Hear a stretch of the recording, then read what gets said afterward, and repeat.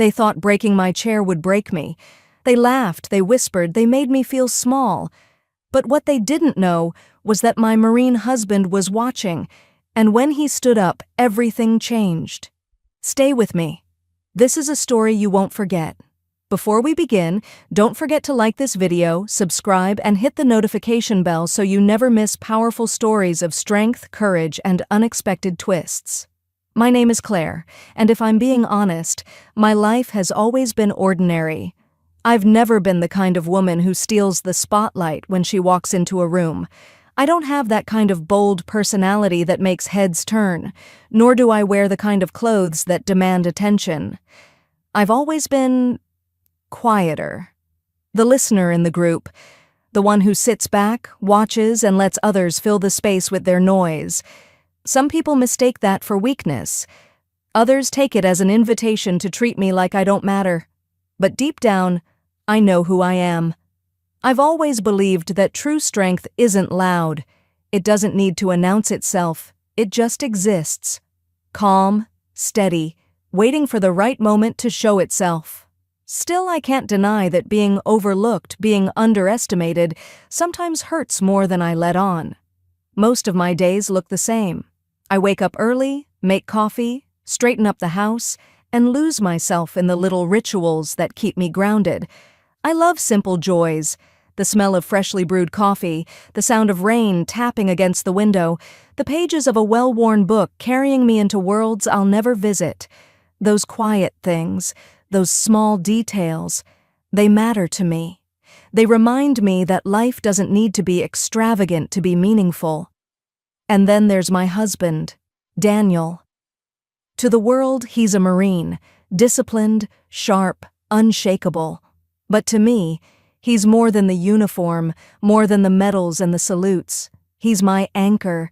He's the calm voice when my thoughts spiral, the steady hand when I stumble.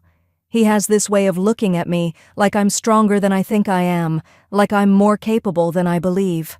I can't count how many times his faith in me has carried me through moments when my own confidence felt like it was slipping through my fingers. Daniel and I live a simple life. We don't need flashy parties or loud circles of friends to feel complete. A walk at sunset, a dinner at home, a conversation that stretches deep into the night, that's enough for us. He jokes that after all the chaos he's seen in the world, peace with me feels like the greatest luxury. And sometimes when I catch him watching me quietly from across the room, I realize how lucky I am to love a man who doesn't just see me, but truly values me. Still, the world outside our home isn't always so kind. People have a way of judging, of labeling, of deciding who you are before you've even spoken. Maybe it's because I don't fit their version of strong. Maybe it's because I don't fight back in the way they expect. Instead of snapping, I stay silent. Instead of shouting, I walk away. It makes people think they can laugh at me, or that I'll never stand up for myself. What they don't realize is that strength doesn't always roar. Sometimes it whispers. Sometimes it waits. And sometimes it hides behind the quietest person in the room, until the moment it has no choice but to come out.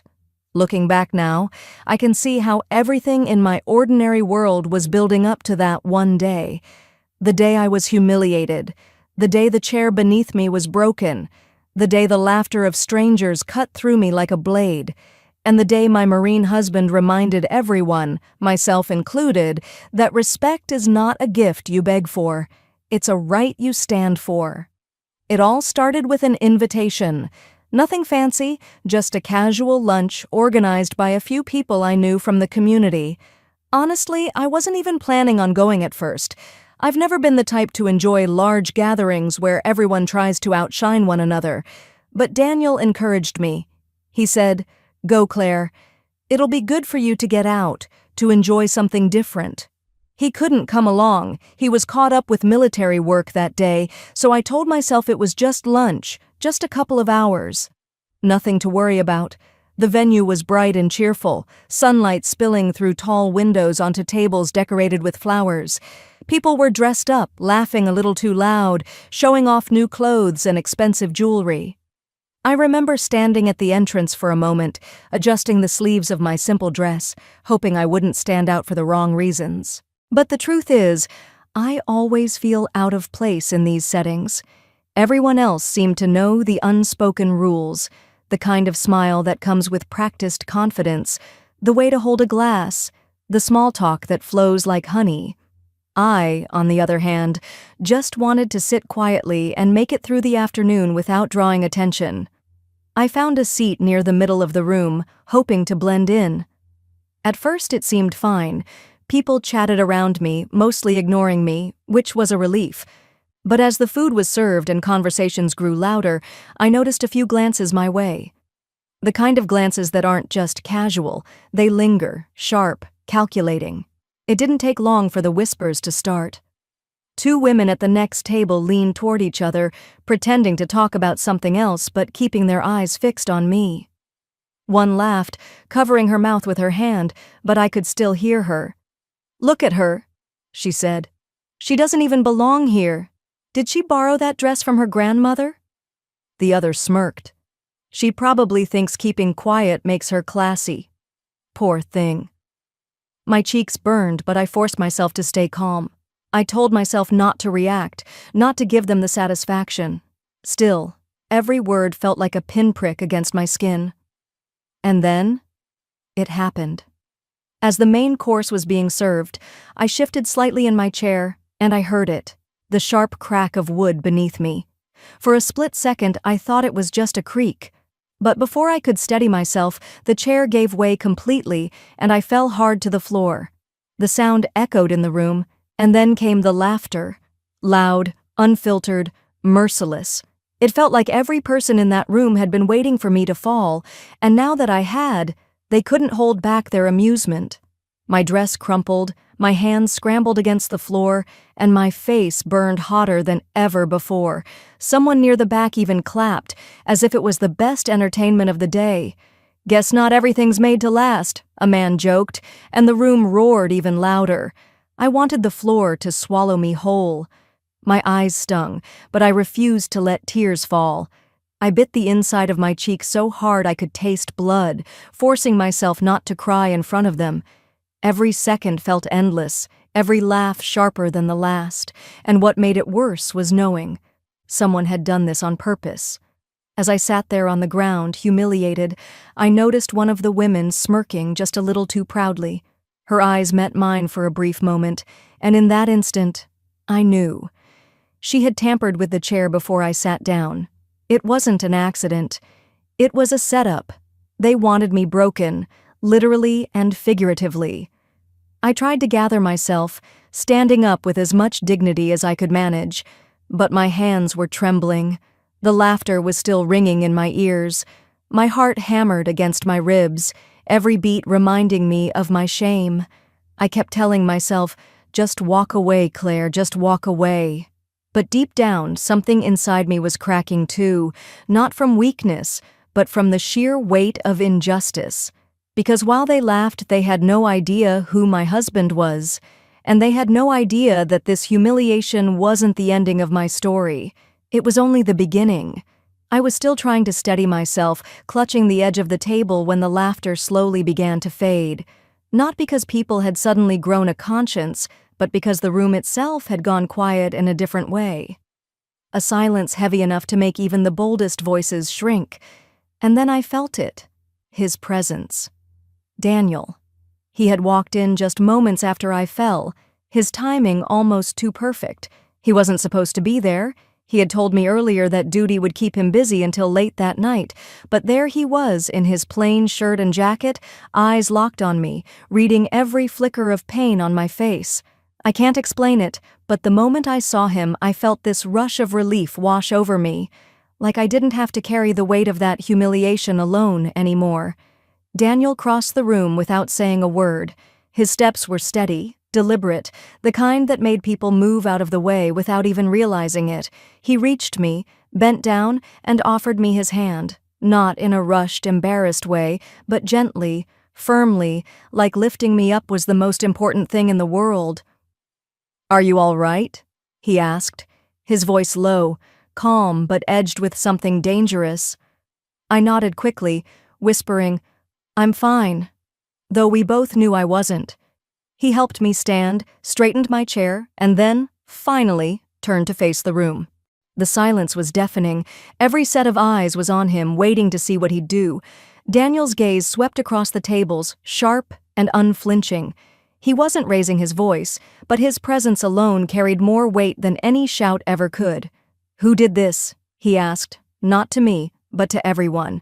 His words weren't loud, but they carried, measured, precise, like a command drilled into every Marine. No one answered. People shifted in their seats, avoiding his eyes. The same crowd that had been roaring with laughter just seconds before now looked like children caught with their hands in the cookie jar. One man at the far end tried to laugh it off. "Come on, it was just a joke. No harm done." Daniel's head tilted slightly, his jaw tightening. "No harm?" His voice stayed calm, but it cut through the air like a blade. "You think humiliation is harmless? You think watching someone fall because you tampered with a chair is funny?" He stepped forward, and the man who had spoken leaned back instinctively, his smirk faltering. I'd seen this side of my husband before, the soldier in him, the protector. He didn't need to throw a punch to make people tremble. His discipline, his unshakable presence, it was enough to shift the entire energy of the room. Daniel wasn't done. "I've spent years of my life in places where respect is earned, not mocked, where dignity is the only thing you hold on to. And here, in this room, you people laugh at a woman because she's quiet, because she doesn't scream for attention? That tells me more about you than it does about her." No one dared to move. Some of the women who had been whispering before now sat stiffly, their eyes darting anywhere but at him. The one who had smirked when I fell suddenly looked pale, her confidence drained. Daniel turned to me then, his expression softening. He brushed his thumb across my knuckles, silently telling me he was there, that I wasn't alone. Then, louder, for everyone to hear, he said, "This is my wife. And if you think breaking her chair will break her spirit, you've miscalculated, you've underestimated her, and you've underestimated me." The room was utterly still. For the first time that day, I felt taller, stronger, not because of the people around me, but because of the man standing beside me. I realized something in that moment. Humiliation only holds power if you let it. And with Daniel beside me, I wasn't about to let anyone write me into a story of weakness. Not anymore. I thought Daniel's words would be enough, that his presence alone would silence them and close the chapter. But the truth is, arrogance rarely bows without a fight. One of the women, the same one whose smirk had burned into me earlier, finally stood up. She crossed her arms, trying to look unbothered, though her eyes betrayed a flicker of unease. "You're overreacting," she said, her voice sharp. "It was just a little prank. People fall, people laugh. That's life." Daniel didn't flinch. He fixed her with the kind of stare I knew well, the stare that used to make even hardened Marines straighten their posture. "A prank?" he repeated slowly. "Tampering with someone's chair so they collapse in front of a room full of people is not a prank. It's cruelty, and cruelty tells the world exactly who you are." Her face flushed, but she pushed back. Well, maybe if she wasn't so plain, so quiet, people wouldn't find it funny. The words hit me harder than the fall itself. A hush rippled through the room, as if even the cruelest among them recognized she had gone too far. I felt the sting, but this time, instead of shrinking, I felt something shift inside me. Daniel turned to me then, his voice low, steady, but meant for everyone to hear. "You don't have to stay silent anymore, Claire. Say what's on your heart." For a moment, fear held me. My whole life, I had chosen silence over confrontation, believing it made me strong. But in that instant, I realized silence wasn't strength, it was surrender. And I was done surrendering. I took a deep breath, my voice shaking at first but growing stronger with every word. "You laugh at me because I'm not like you, because I don't compete for attention, because I don't measure worth by wealth or clothes, or how loudly I can speak, but let me tell you something. You don't get to define my value. You don't get to decide who I am." I looked directly at the woman who had broken the chair, and for the first time, I didn't see someone powerful. I saw someone desperate, someone so insecure she needed to tear others down just to feel tall. "My dignity," I continued, "isn't in your hands. It never was. You thought breaking a chair would break me. You thought laughter would erase me, but all you've done is show the world who you are and remind me of who I've always been." The room was silent. Not the uneasy silence from before, but a heavy, reflective stillness. People shifted in their seats, some ashamed, some unable to meet my eyes. A few even looked at me differently, like they were seeing me for the first time. Daniel's hand tightened around mine, his pride shining through his eyes. But more than his strength, I felt my own for the first time in a long time. The woman scoffed weakly, trying to regain ground, but no one laughed this time. No one clapped for her cruelty. She stood alone in her arrogance, exposed, stripped of the power she thought she had. And in that moment, I realized humiliation had done something unexpected. It had set me free. Because once you've been laughed at, once you've felt the sharp edge of cruelty, you learn that surviving it gives you a voice louder than any jeer. That day, I didn't just stand up from a broken chair. I stood up for myself. And there was no going back. The silence that followed my words felt heavier than anything I had ever experienced. It wasn't the silence of mockery or judgment anymore. It was the silence of shame, the kind that lingers when people know they've crossed a line too far to defend.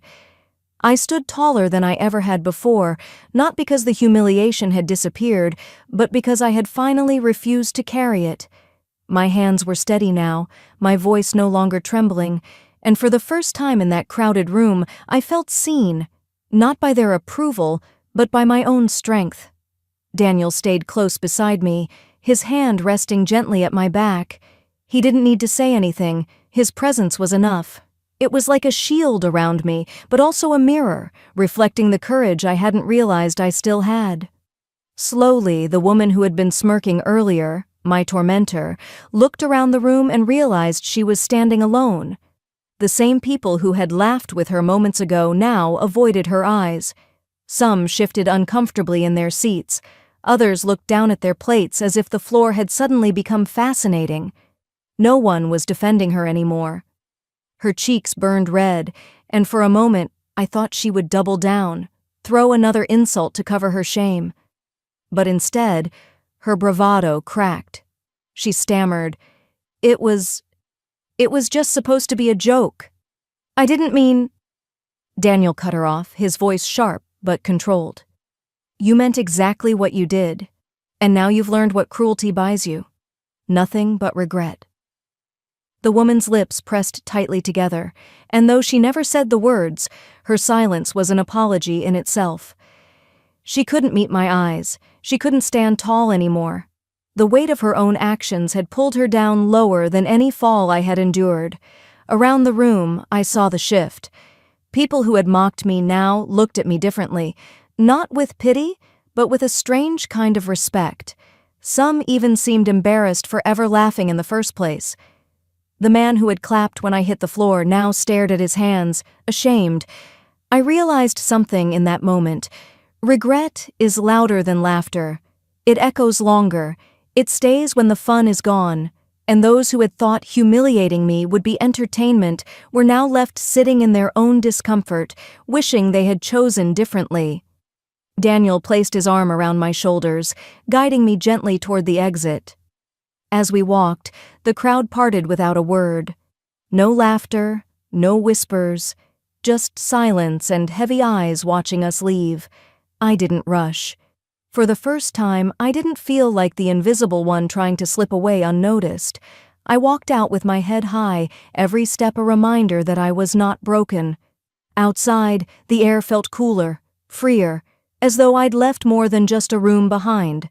I'd left their judgment, their mockery, their false sense of superiority, and in its place, I carried something far greater, my dignity.